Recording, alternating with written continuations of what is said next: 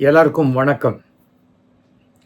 என்னுடைய அருமை நண்பர் திரு கே. ராஜன், திரைப்பட தயாரிப்பாளர், டிஸ்ட்ரிபியூட்டர் அசோசியேஷனுடைய பிரசிடெண்ட்டு, நடிகர் சங்க உறுப்பினர், தயாரிப்பாளர் சங்கனுடைய உறுப்பினர், அப்படி சினிமா துறையில் பலதரப்பட்ட துறைகளிலும் தன்னுடைய ஆழமான ஒரு கால் பதித்தவர்.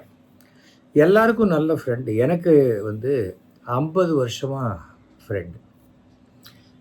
ஐஸ்ரீ வேலன், எம்ஜிஆருடைய அமைச்சரவையில் இருந்தவர்.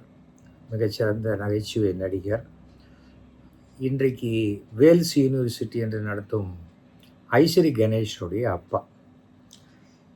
ஐஸ்ரீ வேலன் நாடகம் போடும்போது நான், கே. ராஜன் எல்லாருமே ஒன்றா ஒர்க் பண்ணியிருக்கோம். அந்த நாடகங்களுக்கு என்னை ஐஸ்ரீ வேலன் ஸ்கூட்டரில் உட்காத்தி வச்சு அவருடைய ட்ராமாவுக்கு கூட்டிகிட்டு போவார்.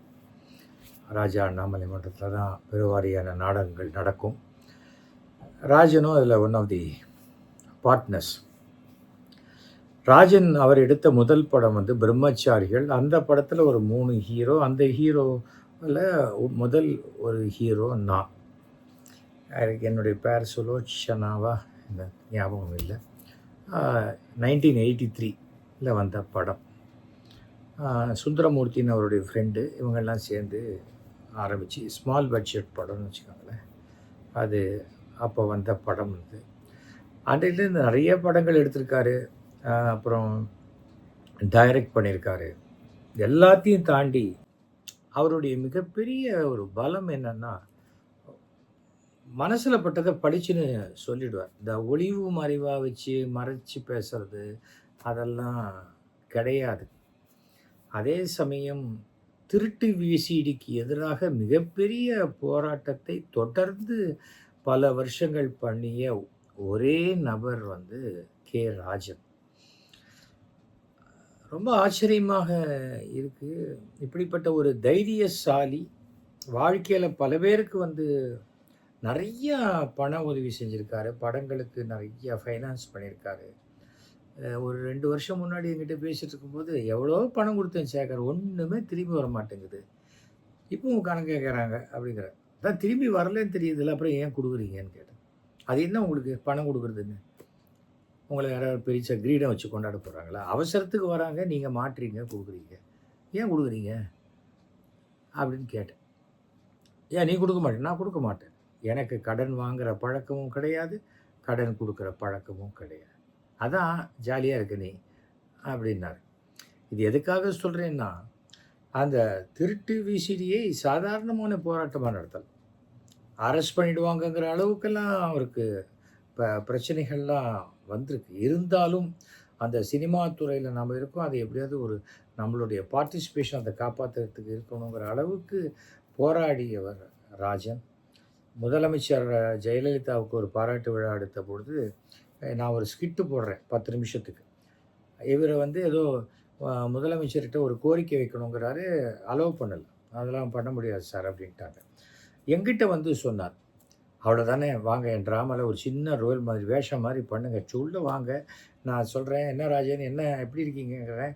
என்னத்தை எப்படி இருக்கேன், அதான் விசிடிக்கு எதிராக தான் போராடிட்டு இருக்கேங்கிற மாதிரி ஆரம்பித்து கரெக்டாக 1 நிமிஷத்துக்குள்ளே அவங்க கோரிக்கையை வச்சுட்டு போயிடணும். ஏன்னா என் ட்ராமாவே 10 நிமிஷம்தான். அதில் நான் உங்களுக்கு ஒரு 1.5 நிமிஷம் கடன் தரேன் அப்படின்னு சொன்னேன். பண்ணினார். ஜெயலலிதா அதை கூர்ந்து கவனித்து இந்த திருட்டு விசிடிக்கு எதிராக என்ன பண்ணணுமோ அதை பண்ணணுங்கிற அளவுக்கு அந்த ஒரு பார்வையை கொண்டு வந்தார். அந்த மாதிரி பல விஷயங்கள்.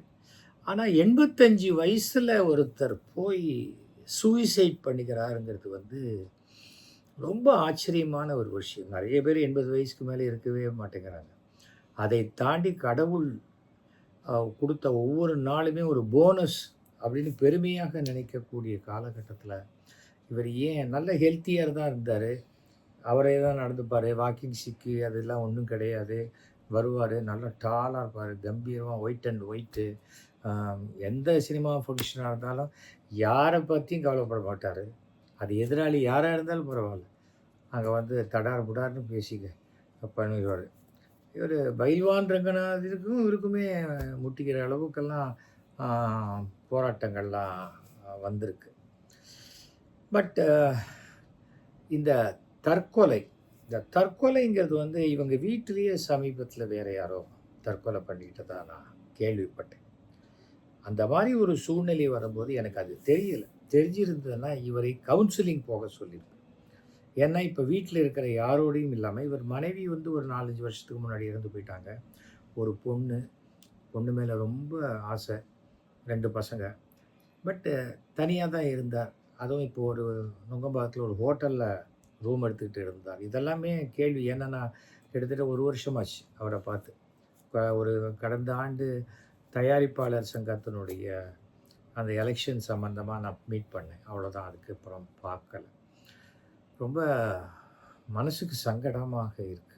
நாம உயிரோடு இருந்து நேச்சுரலாக இறந்திருந்தா கண் தானம் செஞ்சிருக்கலாம். சில உடல் உறுப்புக்களை செஞ்சிருக்கலாம். மூளைச்சாவு அடைஞ்சா ஒரு 7 உறுப்புக்களுக்கு மேல தானம் செய்து 7 பேர் வாழ்க்கையை காப்பாத்திருக்கலாம்.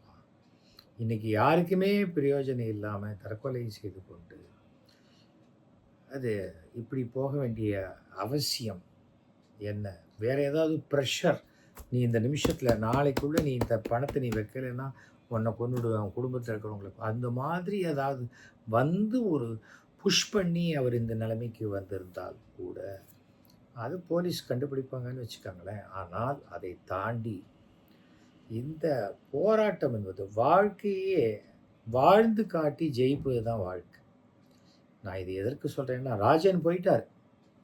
ஓ, இந்த ராஜன் எடுத்த முடிவு அதுதான் நமக்கும் அப்படிங்கிற முடிவை யாரும் எடுத்துடக்கூடாதுங்கிறதுக்காகத்தான் நான் இதை சொல்கிறேன்.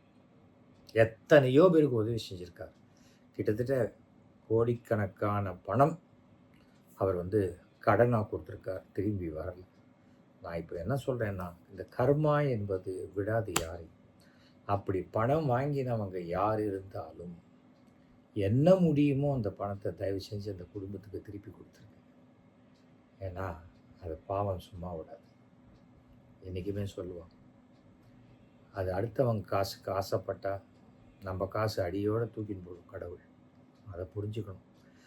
அதே சமயம் இந்த தற்கொலை செய்து கொண்டால் தற்கொலை செஞ்சு கொள்றதை ஏன் அவ்வளோ பெரிய நியூஸாக எல்லாரும் போடுறாங்கன்னு எனக்கு தெரியலை. பரபரப்புன்னா கூட இன்றைக்கி கார்ப்பரேஷன் ஸ்கூலில் ஃபஸ்ட்டு வந்த பொண்ணை வந்து ஏன் ஒரு 10 சேனலில் இன்டர்வியூ எடுத்து போட மாட்டேங்கிறாங்க?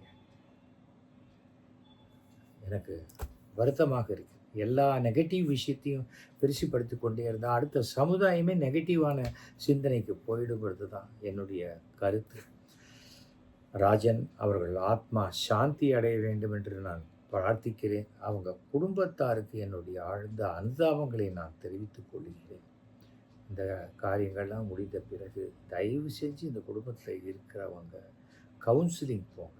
ஏனென்றால் நம்ம மன அழுத்தத்தை எங்கேயாவது ஒரு இடத்துல சொல்லி அதை சரி பண்ணிக்கலாம். யாருக்கு கஷ்டம் இல்லை? எல்லாருக்கும் கஷ்டம் இருக்குது. அந்த கஷ்டத்தை தாண்டி ஜெயிப்பது தான் வாழ்க்கை. வாழ்க்கை என்பது வாழ்ந்து பார்க்கணும். அதுதான். நான் சிரிச்சிட்ருக்கேன். எல்லாம் கஷ்டம், எல்லாருக்கும் கஷ்டம் இருக்குது. அதை புரிஞ்சுக்கணும். அதான் ஒருத்தன் சொன்னானா, எனக்கு எவ்வளோ கஷ்டம் தெரியுமா, எங்கள் வீட்டு பாத்ரூமில் ஒரு வாரமாக தண்ணி வரல அப்படின்னா. அதுக்கு இன்னொருத்தன் சொன்னானா, உனக்காவது பரவாயில்ல, பாத்ரூமில் ஒரு வாரமாக தண்ணி வரல, எனக்கு ஒரு வாரமாக பாத்ரூமே வரல, எவ்வளோ கஷ்டம் தெரியுமா. நான் இது எதற்காக சொல்கிறேன்னா, எல்லாருக்கும் கஷ்டம் இருக்குது. அந்த கஷ்டத்தை தாண்டி ஜெயிக்கணும். அடுத்த தலைமுறைக்கு உதாரணமாக வாழ்ந்து விட்டு போங்க. அதுதான் நான் இன்னைக்கு சொல்கிறது.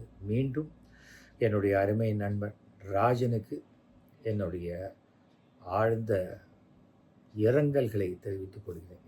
ஏன்னா ஆத்மா சாந்தி அடைய வேண்டும். நல்லபடியாக நான் ப்ரே பண்ணிக்கிறேன். நன்றி, வணக்கம்.